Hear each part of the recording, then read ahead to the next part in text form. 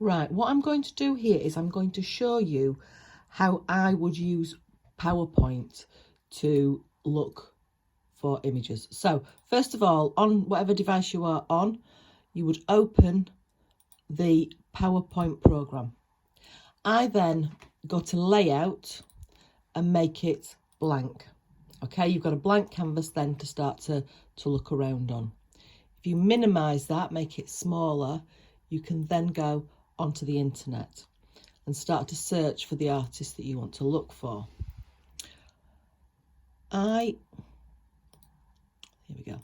I'm going to look for a local artist who is also a friend of mine, so she knows that I'm going to do this.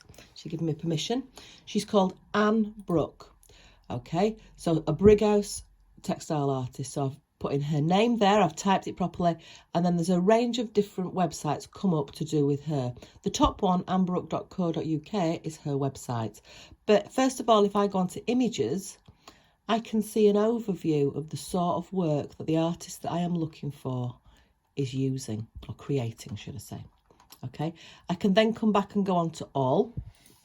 So what I want to do is I want to click on the website, and you can see here there's all sorts of information here. The home page, she runs workshops, so that would answer one of the questions.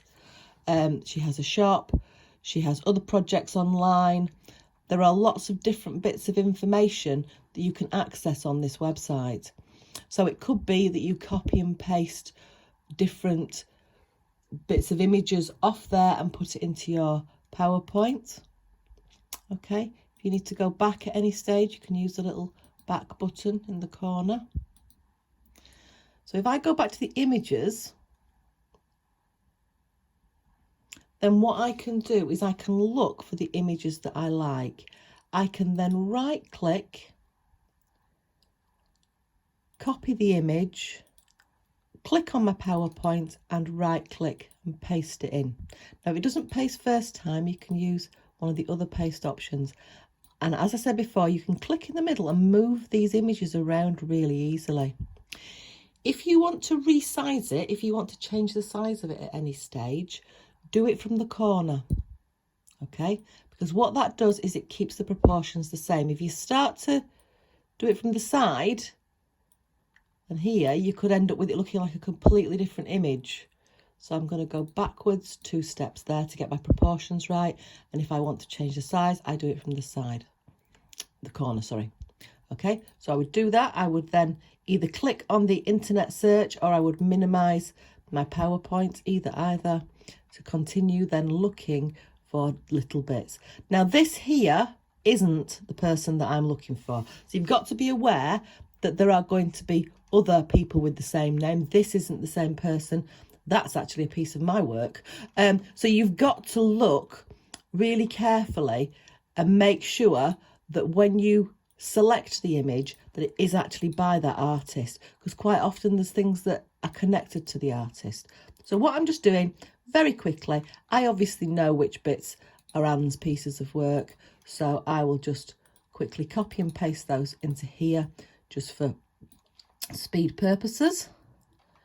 Okay, looking for a range of different things. That is actually Anne, so if you wanted to get a picture of the actual artist, make sure it is the artist, and then you can pop that in there.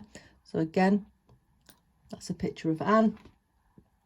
And then some of the images from her workshops that she runs, where you can go along and make work alongside her. So they're going in there. So again, that's answering some of those questions that are being asked in the research about, you know, what they do, how they make a living. I obviously know Anne, so I know what she does. But if you read the information on the websites and on her blogs, you can see that firstly, she's a teacher. Secondly, she runs her own business where she does handmade textiles. She machine stitches and draws.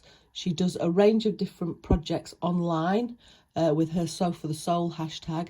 And she also has what she calls Shed 76.5, where she operates and runs workshops. So people can pay and go and take part in workshops. So she's got lots of different things that she does as a practicing artist and designer. And that's the sort of thing that will go into the written information. Now, what you would do when you've got your images where you want them, I would probably put another one on here.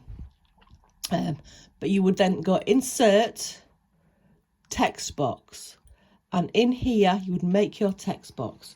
So starting off, Anne Brooke from Brighouse in Halifax. Ooh, and again you can see I've got a typing error there, so I just need to go back and just make a correction there. Right, create